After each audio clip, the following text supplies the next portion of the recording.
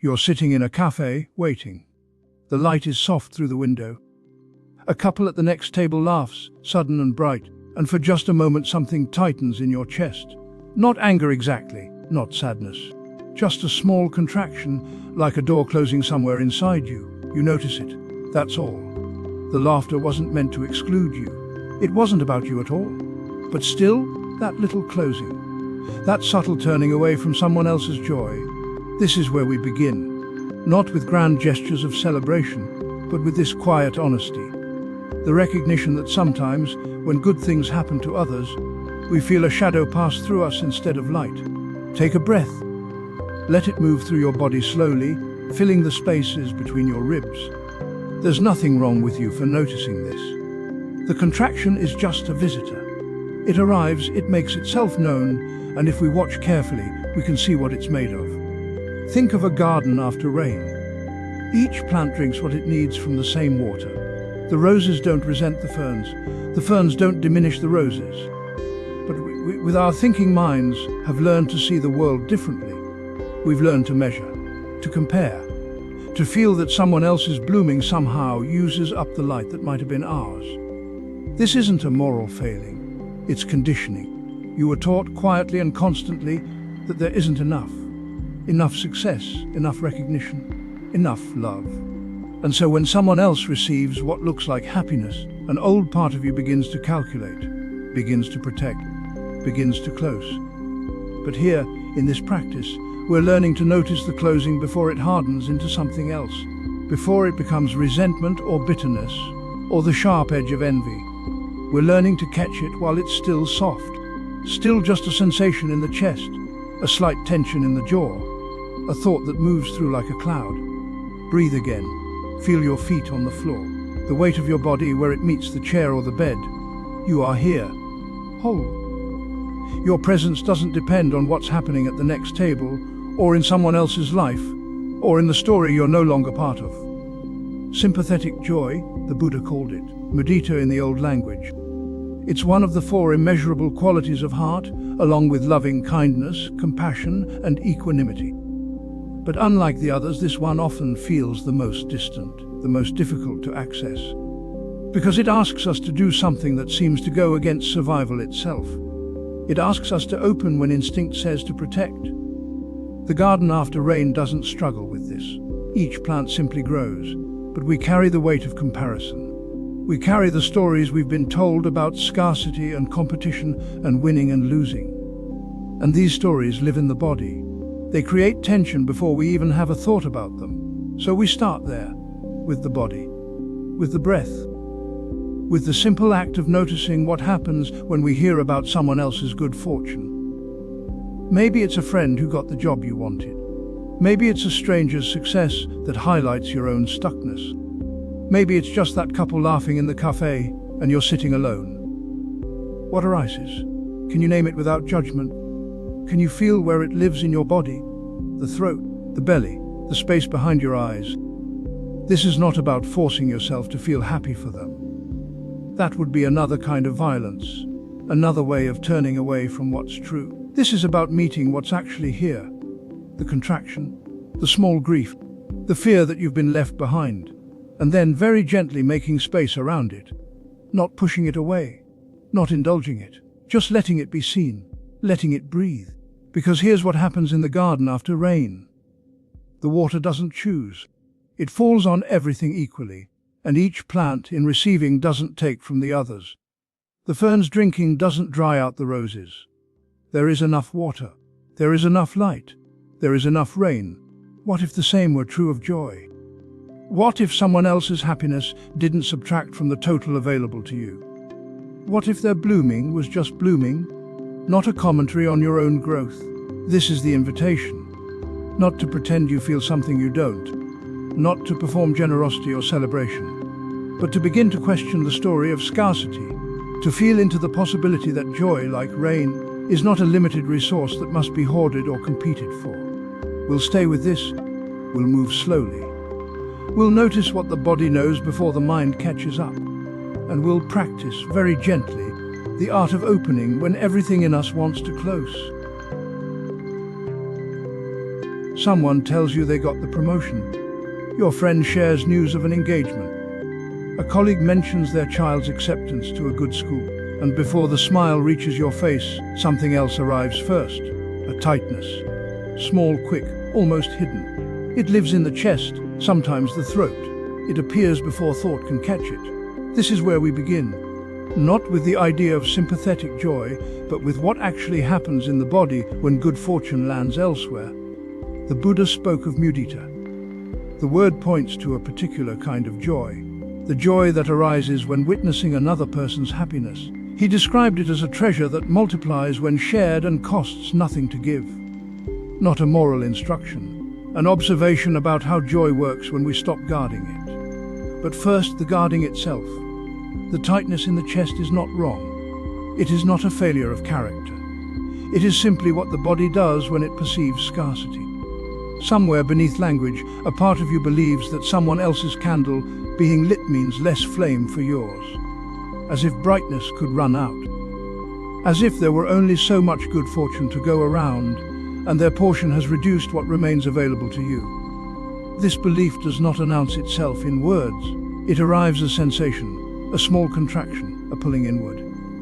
The body preparing to protect something it thinks might be taken. You can notice this without fixing it.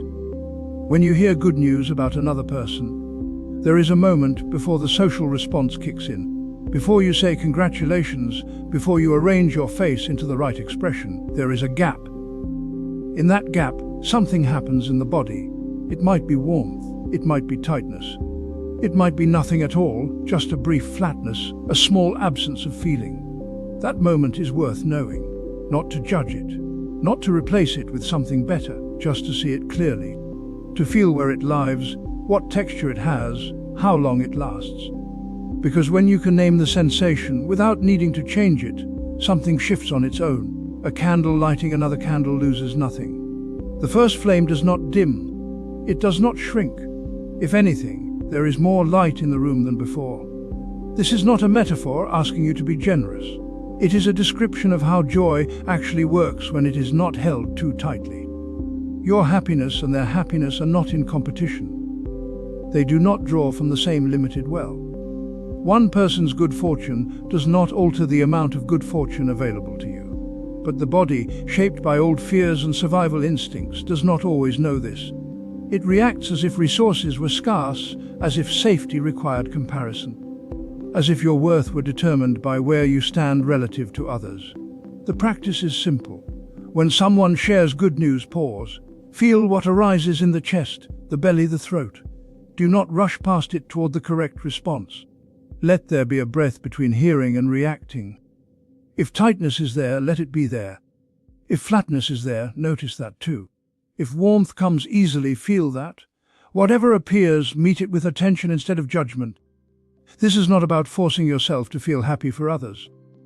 It is about seeing clearly what you actually feel. Because only what is seen can soften. Only what is known can change. Sometimes the tightness will be there and nothing more. That is enough. You have seen it. You have not pushed it away or pretended it was not real. You have not layered shame on top of it. You simply felt the body's first response and let it be what it was. Other times, after the tightness is acknowledged, something else may follow. A small opening, a sense that there is room for both. Your own longing and their joy. Not because you tried to manufacture the right feeling, but because you stopped defending against the wrong one. The candle metaphor holds something true. When you light another candle from your own, you see your flame more clearly. It becomes visible in a new way. Their brightness does not diminish yours. It reveals that light can be shared without loss. Mudita is not a feeling you generate. It is what remains when the contraction releases. When the body stops bracing against another person's happiness, joy has room to move. Not always, not perfectly, but sometimes. And sometimes is where practice lives. You are learning to feel the first sensation, to name it, to let it be exactly what it is. That is the work. Not to become a person who never feels tightness, but to become someone who knows the tightness when it comes and does not believe everything it says. There is a bird that sits on an empty nest. It watches the sky. It watches other birds carry twigs and seeds. It tenses when they pass. It believes the watching keeps the nest safe, keeps it full. But the nest has been empty all along. Envy arrives like this, not as cruelty, not as weakness. It comes as a kind of guardian. It watches what others have and tells us we are missing something. It believes this vigilance protects us. It believes if we just keep watching, keep comparing, we will finally know what we lack and how to fill it. But the watching itself becomes the emptiness. When someone shares good news, something in us tightens. A friend gets recognized for their work. A neighbor plants a garden that blooms. A stranger online shows a life that looks easy and whole. The tightness comes quickly. Sometimes it arrives before we even know what we feel. The body knows first. The jaw sets. The breath shortens. The mind begins its catalogue of what we do not have. This is craving wearing the mask of protection. It says if we notice what is missing, we can guard against further loss. If we measure ourselves against others, we will know where we stand.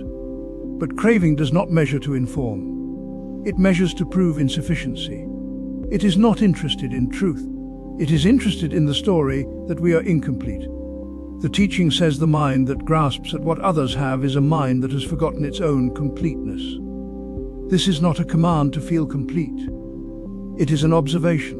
When envy is present, something has been forgotten, not because we are bad at remembering, but because craving is very good at covering.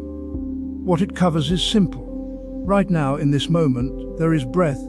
There is the feeling of the body in the chair or on the floor. There is sound. There is the quality of light. These are not possessions. They are not achievements. But they are here. They do not depend on what anyone else has or does not have. Envy forgets this. It looks at another person's joy and believes that joy is a resource. It believes happiness is scarce. That if someone else has found it, there is less available. So the bird watches the other nests and believes their fullness creates its own emptiness. But joy is not a resource that depletes. Another person's ease does not subtract from the possibility of our own. Their recognition does not use up the supply of worth. This seems obvious when said plainly. But in the moment envy arises, it does not feel obvious. It feels true that their gain is our loss. So the practice is not to argue with envy, not to shame it or push it away. The practice is to ask quietly, when it arises, what do I believe I am missing? Not as accusation, just as question. What does this tightness think is absent? Sometimes the answer is specific. I believe I am missing recognition. I believe I am missing ease. I believe I am missing the kind of love that looks effortless. And sometimes the answer is older and wider. I believe I am missing proof that I am enough. The question does not need to be answered with words. It can be held. When we ask what we believe we are missing, attention shifts. It moves from the other person back to the one watching. It moves from the story of scarcity to the feeling beneath it. And beneath envy is usually fear. Fear that we will always be outside the warmth others seem to find. Fear that we have been passed over. Fear that the good things go to others because something in us is wrong. This fear is the empty nest the bird guards. It believes if it just stays vigilant enough, it can prevent the emptiness from being seen. But the guarding is what keeps it empty. The constant watching outward is what prevents the return inward. When we notice this, something softens. Not because we have solved envy, but because we see its function. We see it is trying to protect. It is trying to keep us safe from the pain of believing we are not enough.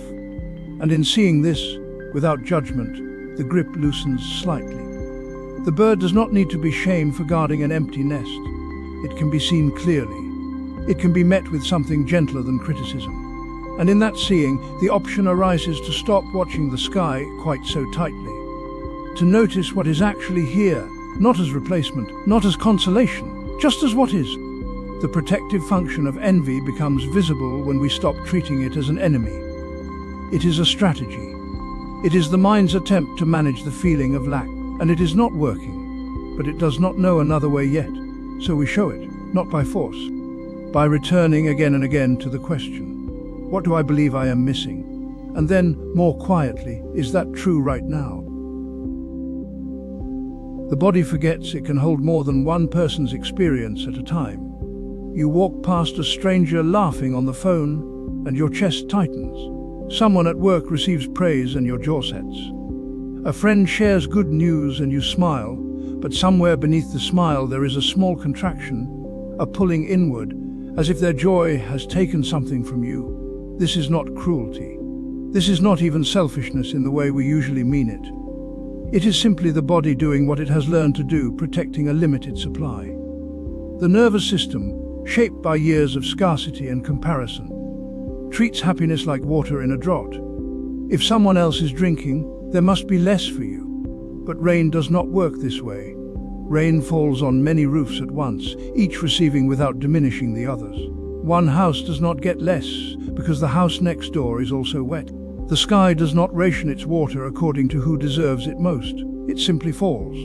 The teaching says, to rejoice in the happiness of others is to expand the boundaries of the self until no boundary remains.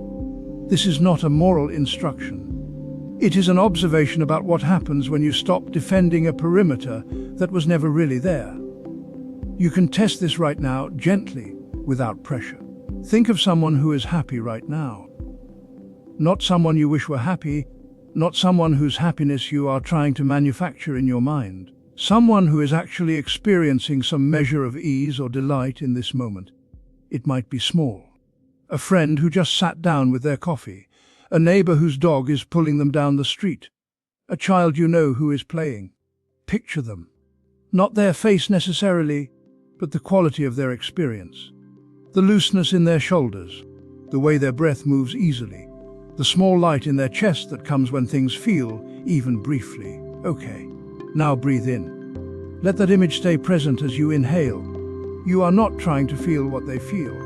You are simply acknowledging that their happiness exists, that it is real, that it is happening right now in the world. Breathe in again. The same person, the same ease. Notice if there is resistance. Notice if the mind says this is silly or pointless, or if it begins to compare your state to theirs. You do not need to fix the resistance. Just see it. The way you would see a cloud passing. Breathe in a third time. This time, let the breath be softer. Let the image of their happiness be lighter, less effortful. You are not holding it. You are not making it mean something about you. You are simply letting it exist in your awareness the way rain exists on a roof. What happens in the body when you do this is subtle. There is often a small release, a softening you did not know you were waiting for. The chest opens slightly. The belly unclenches. It is as if the body remembers, just for a moment, that it does not have to guard itself against the good fortune of others. This is not because you have become a better person. It is because you have stopped doing the extra work of contraction. Sympathetic joy is not an achievement. It is what remains when you stop squeezing. The rain falls on many roofs. Your happiness does not take from theirs. Theirs does not take from yours. Both can be true at once. The sky is large enough. You can return to this practice whenever the contraction appears. On the subway when you see someone smiling at their phone. In a meeting when someone else is recognized. At a family gathering when attention flows elsewhere. You do not have to feel flooded with warmth. You do not have to perform generosity. You simply bring to mind their happiness, whatever it is, and breathe with it for 3 breaths. Sometimes nothing will happen. The resistance will stay. The tightness will remain. That is fine. You are not trying to force the body to feel something it does not feel. You are simply offering it a different possibility. You are reminding it that there is enough room. And sometimes, without warning, the boundary dissolves. You breathe in someone else's joy, and it does not feel separate from your own. Not because you have merged with them, but because the idea of separation, just for that breath, is not necessary. The roof receives the rain, that is all. When the practice feels complete, let it go. Let the breath return to neutral. Let the image fade. You do not need to hold on to the feeling or make it last. It will come again when it comes. There is a thought that moves through us when we see someone else receive good news. It arrives quietly, sometimes before we even notice it. A friend gets the job. A neighbor's child is accepted into school. A colleague is recognized for their work. And somewhere beneath the surface of our congratulations, something tightens. We have learned to think of happiness as though it were a pie with only so many slices. If someone else receives one, we believe there is less for us. This is not a conscious decision. It is older than that. It lives in the body before it reaches the mind. But watch what happens when you draw water from a spring. The more you take, the more freely it flows. The opening you create allows what was already present to move. The spring does not diminish. It clarifies. In the Zen tradition, there is a teaching about the moon. One person's awakening does not dim another's path. The moon shines on all waters equally. It does not choose between the ocean and the puddle.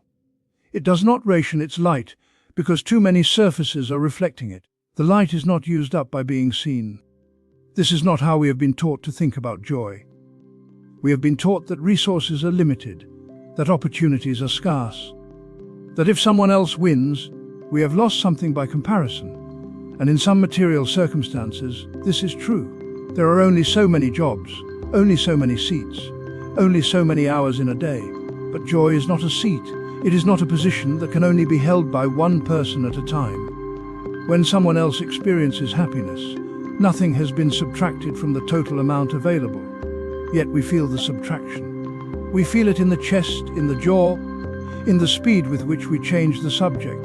This feeling has a name in the old texts. It is the opposite of mudita, which means sympathetic joy. Mudita is the capacity to feel glad when others are glad, not because it benefits us, not because we are generous or evolved, simply because their joy is real and reality does not need our permission to be welcomed. The obstacle is not that we are bad people. The obstacle is that we are operating with a belief we have never examined. We believe in limited good. We believe that the universe has only so much happiness to distribute, and every bit that goes elsewhere is a bit we will not receive. This belief is so embedded that we do not recognize it as a belief. It feels like a fact. It feels like common sense. Of course, there is only so much to go around. Of course, we must protect our share. But a belief is not a fact. A belief is a lens. And when you notice the lens, you can see what it has been doing to the light. The practice is simple. When you feel that tightness, that small contraction in the presence of someone else's good fortune, pause. Do not judge it. Do not try to fix it. Just name it quietly, limited good thinking. That is all. You are not labeling yourself. You are labeling the belief that is moving through you. This naming is not a moral exercise. It is a perceptual one. You are learning to see a thought as a thought, not as the truth. You are learning to feel the difference between what is happening and what you are adding to what is happening. Someone receives praise, and the praise is real. That is what is happening. The belief that their praise diminishes your worth. That is what you are adding. The belief that there is now less recognition available in the world. That is the lens, not the light. The spring flows more freely the more it is drawn from, because the drawing creates space for movement. When you stop clutching at joy, when you stop trying to hoard it or measure it or compare your portion to someone else's, it moves more easily. Not because you have become virtuous, because you have stopped blocking the flow with the belief that it must be blocked. The moon shines on all waters equally. It does not become less bright because more people are looking up.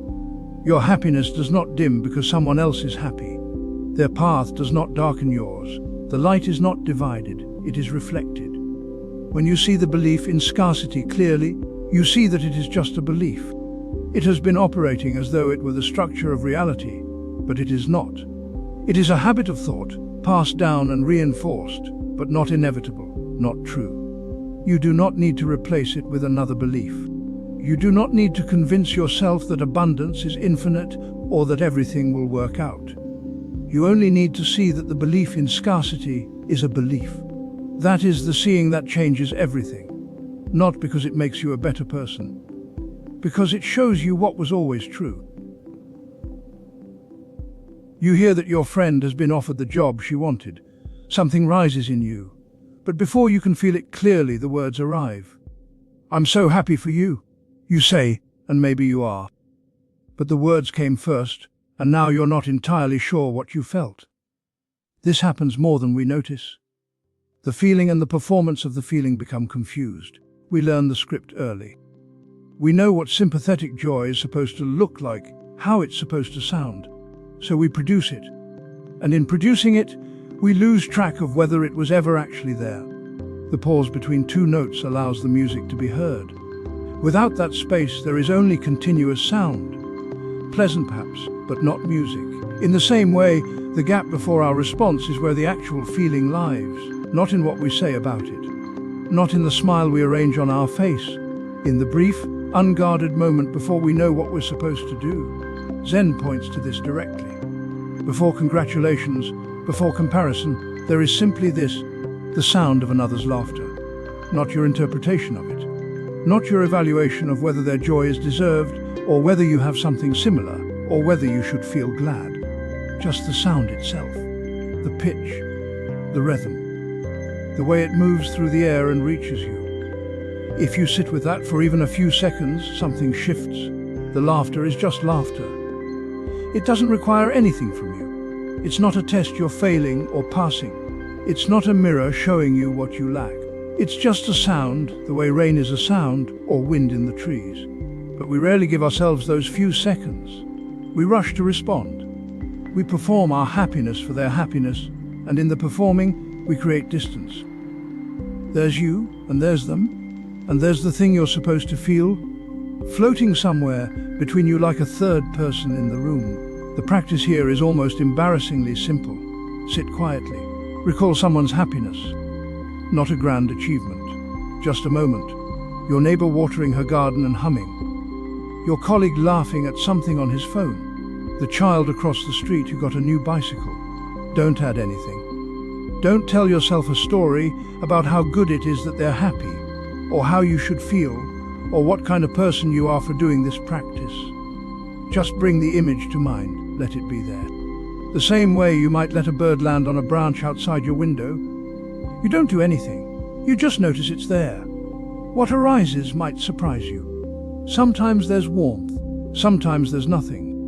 Sometimes there's a small, quiet ache because you wanted a bicycle once, or because you can't remember the last time you hummed while doing something ordinary. All of this is fine. You're not trying to manufacture a feeling. You're trying to stop manufacturing and see what's actually present. The pause between two notes is not empty. It's full of resonance. The previous note is still fading. The next note is about to begin. In that space, you can hear the relationship between them. You can hear the melody instead of just a sequence of sounds. When you give yourself that pause before responding to someone's joy, you're not withholding. You're listening. You're allowing the resonance. Most of the noise around sympathetic joy is our fear that we're not feeling it correctly, that we're secretly envious or indifferent, or somehow failing at being a good person. So we rush to prove ourselves. We overperform. We add exclamation points to our congratulations.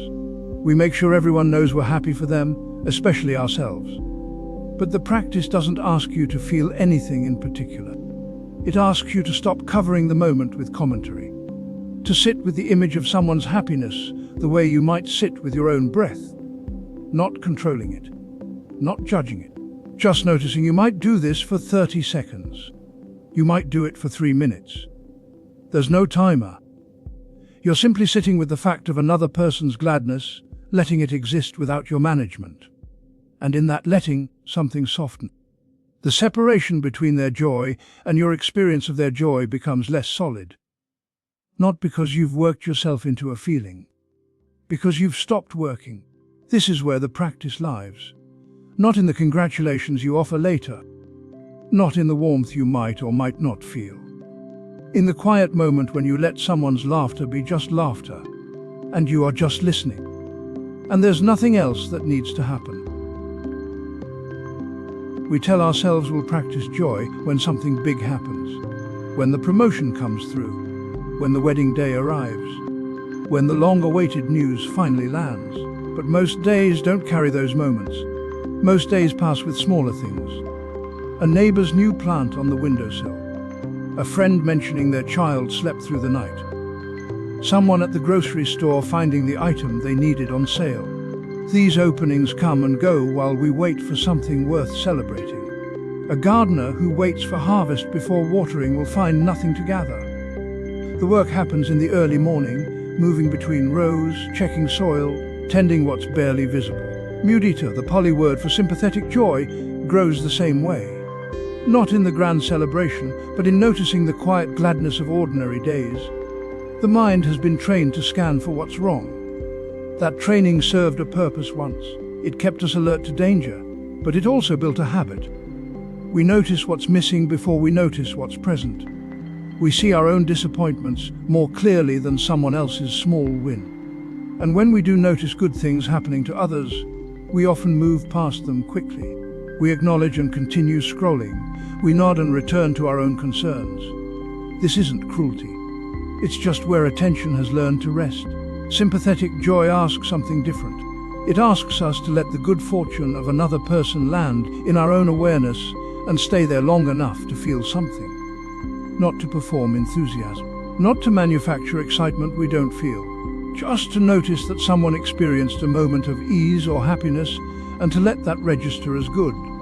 The practice is simpler than it sounds. Find one small good thing that happened to someone today, not a major life event, something modest. Your coworker mentioned their back pain eased up. Your sister's dog came when called for the first time. The barista seemed genuinely pleased with their new schedule. Let yourself feel glad about it. Not because you should, not because it's virtuous. Just because it's actually good that their back feels better, that the dog is learning, that the schedule works. This is where the gardener's attention lies, in the particular seedling, in the specific row. Not thinking about the whole field at once, but moving from one small thing to the next with care. You water this one, then that one. You notice which ones need more attention. You don't wait until they're fully grown to tend them. When you find that one small good thing, stay with it for a few breaths. Feel where it lands in your body. Sometimes there's a softening in the chest. Sometimes a slight lift. Sometimes just a quiet sense of okayness. The feeling doesn't have to be large. Mudita isn't ecstasy. It's more like a gentle opening, a small yes to the fact that good things happen, and we can be glad they do.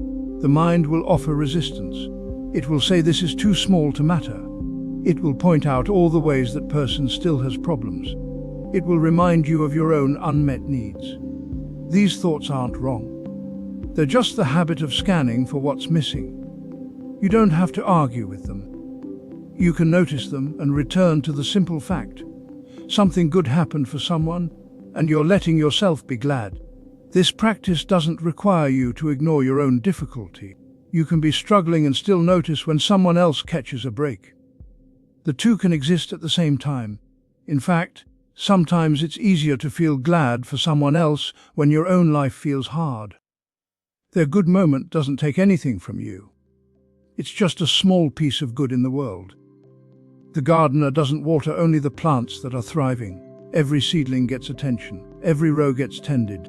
In the same way, you can bring this noticing to anyone. The person you like. The person you barely know. Even the person you find difficult. When something good happens for them, that's still a good thing. The gladness doesn't depend on your relationship to them. It depends only on the simple fact that ease is better than suffering, and happiness is better than pain. As you do this more often, you start to see how many small openings there are. Someone found a parking spot.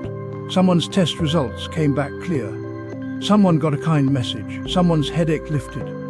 These moments were always there. You're just learning to let them register, to let them mean something, to feel the small gladness they offer. The practice becomes its own ground. You don't need to wait for the harvest. You're already here, in the rows, noticing what's growing. There is a strange ache that comes when someone else receives what we have been waiting for. A friend announces good news and the heart tightens. Not from cruelty, not from meanness, just from the simple fact that we are still here, still carrying what we carry, and now we are supposed to feel happy too. The teaching says the heart large enough to hold sorrow is also large enough to hold another's happiness.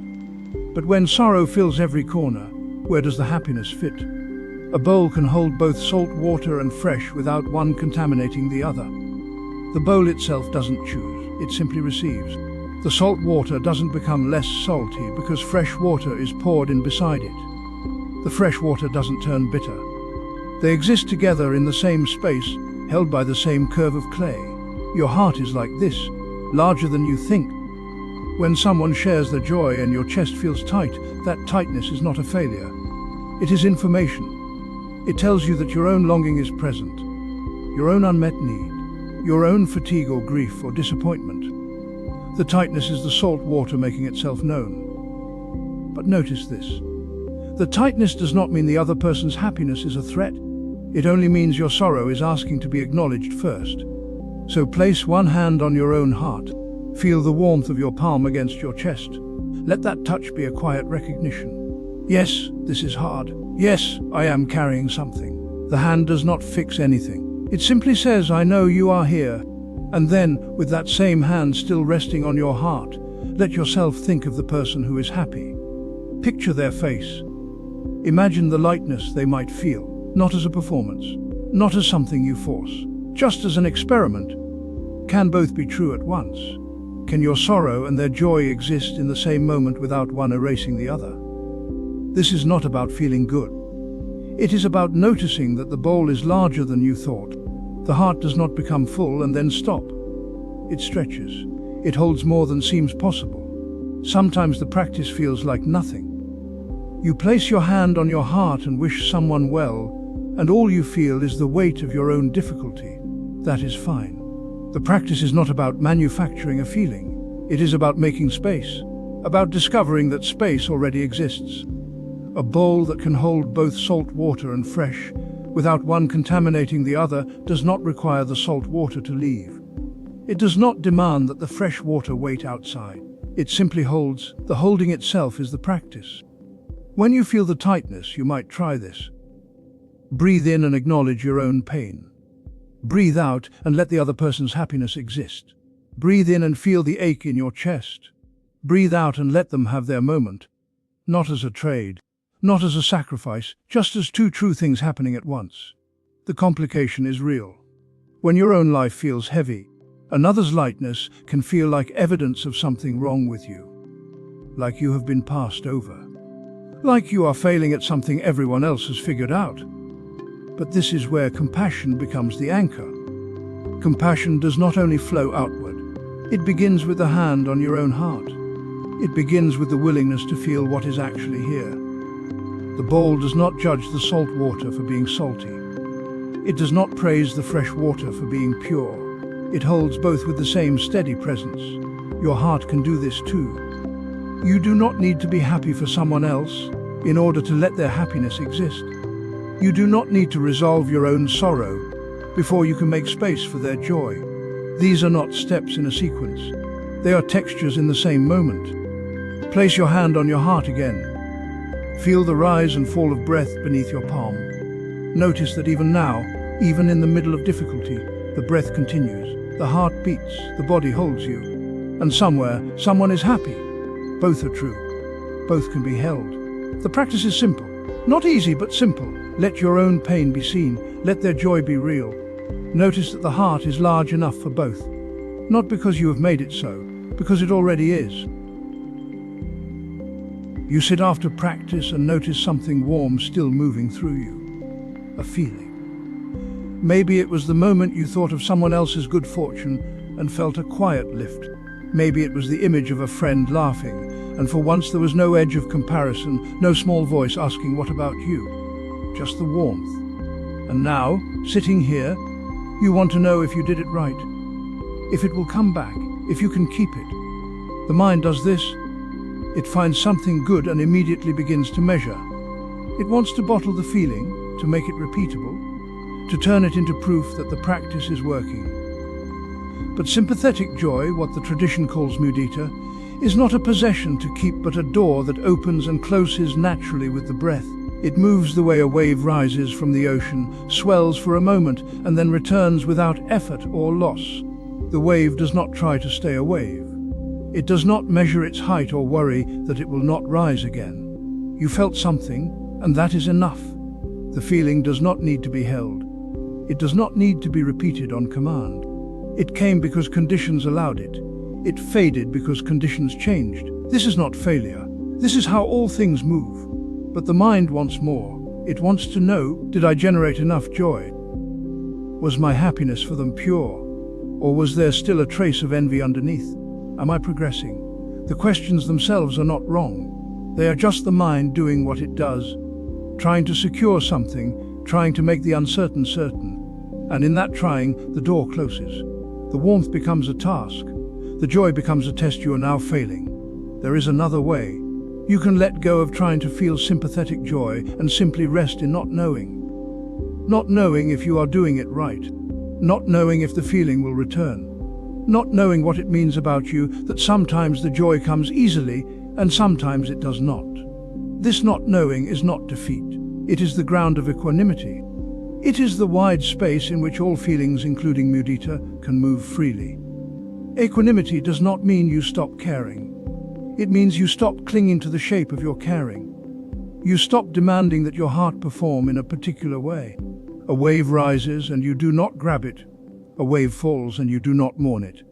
The ocean remains, the capacity remains. But you are not controlling the weather. Someone tells you good news, a promotion, a recovery, a child born healthy, and for a moment, something in you lifts. That is mudita. It is brief. It is simple. It does not announce itself with fanfare. And then it passes, the way a wave returns to the ocean without effort or loss. And you are left with just the quiet again. The mind might say that was too small, too quick, not enough. But the mind is measuring. The wave is not. You do not need to generate the feeling. You do not need to prove you are capable of it. You only need to stop interfering. Stop asking if it is real. Stop comparing this moment of joy to some other moment when it felt bigger or purer. Stop turning your heart into a performance you must grade. Just let the door open when it opens. Let it close when it closes. Breathe. This is the practice. Not to become someone who feels sympathetic joy all the time, but to stop demanding that you do. Not to perfect your response to others' happiness, but to release the idea that your response needs perfecting. The trying is what makes it hard. The trying is what turns a natural movement into a burden. You sit, you breathe. You notice the warmth when it is there. You notice the absence when it is not. You do not make either one mean something about you. The wave rises. The wave falls. The ocean does not keep score. And in the not knowing, in the not grasping, something softens. Not because you made it soften, not because you finally got it right, but because you stopped asking it to be anything other than what it is. You stopped holding the door open with your effort. You let it move. The silence after practice is not empty. It is full of this, full of the breath, full of the not knowing, full of the quiet truth that you do not need to carry the feeling forward. It came, it went, it will come again or it will not. Either way, the ocean remains. The practice of sympathetic joy doesn't ask you to become someone else. It asks you to notice what's already possible when the heart relaxes its grip on comparison and scarcity. You've been carrying the belief that another person's happiness somehow diminishes your own. And now you've seen, even if just for a moment, that this isn't true. Their joy doesn't subtract from yours. It can actually widen the space in which joy moves. This isn't a moral achievement. It's not something to add to a list of spiritual accomplishments. It's simply what happens when you stop bracing against the good fortune of others. The heart softens, the chest opens slightly. There's room to breathe. You might forget this tomorrow. You might wake up and immediately compare yourself to someone who seems further along, more loved, more at ease. That's fine. The forgetting is part of it. What matters is that you've tasted something different. You know now that another way exists, and that knowing doesn't disappear, even when you lose sight of it. Sympathetic joy is a form of generosity that costs nothing. You give your attention to someone else's happiness and let it register as good news. Not because you should, not because it makes you a better person, but because it feels lighter than the alternative. Resentment is heavy, envy is exhausting. Gladness, even for someone else, is spacious. This practice doesn't require you to ignore your own struggles. You can be in pain and still notice when someone else is not. You can be uncertain about your own path and still feel glad that someone else has found theirs. These aren't contradictions. They're just different movements of the same heart. As you continue, you might notice that sympathetic joy begins to soften other areas of your life. When you're less defended against the happiness of others, you're also less defended against your own. When you stop measuring yourself against everyone around you, you stop measuring yourself so harshly in private. The inner critic loses some of its authority. Not all at once, but gradually. There's a kindness in this practice that extends in all directions, toward others, yes, but also toward yourself, toward the part of you that has been so tired from keeping score, toward the part that believed you had to earn your place in the world by being better, faster, more accomplished. That part can rest now. It doesn't have to work so hard. May you find moments of ease in the days ahead. May you notice, without forcing, when someone else is happy, and may that happiness touch you lightly. May you release the need to compare, just for a breath, just for now. May all beings who are struggling with envy find relief. May all beings who feel left behind discover that they are not separate from the goodness that exists. May all beings know gladness, whether it arises from their own life or from witnessing the life of another. May you be free from the suffering of comparison. May you be free from the belief that there isn't enough. May you rest in the simple truth that joy can move freely, without ownership, without conditions. And may you carry this practice gently, not as a burden, not as one more thing you must perfect, but as a quiet possibility that's always available. When you see someone smile, you can let it be just that, a smile. When you hear of someone's good fortune, you can let it be good news. Nothing more is required. If you'd like to continue sitting with these reflections, there are other practices waiting. Loving kindness, compassion, equanimity. Each one a different doorway into the same spacious heart. But there's no rush. You can return whenever you're ready. For now, let yourself rest. Let the heart be as it is. Let the practice settle without effort. You've done enough. You've opened a door. That's all that's needed. May you be well. May you be at peace. May you know the quiet joy that asks for nothing in return.